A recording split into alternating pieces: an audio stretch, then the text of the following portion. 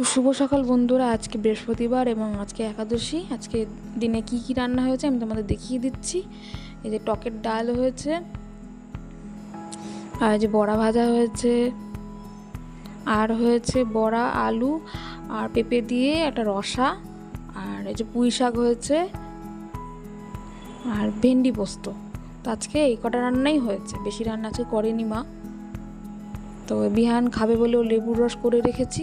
লেবুর রসের মধ্যে আমি একটু তাল মিষ্টি গুঁড়ো মিশিয়ে দিচ্ছি, কারণ টক টক হলে না ও একদমই খেতে চায় না।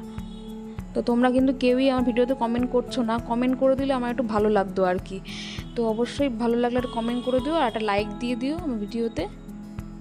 তো দেখো মা বিহানকে খাওয়াচ্ছে লেবুর রস।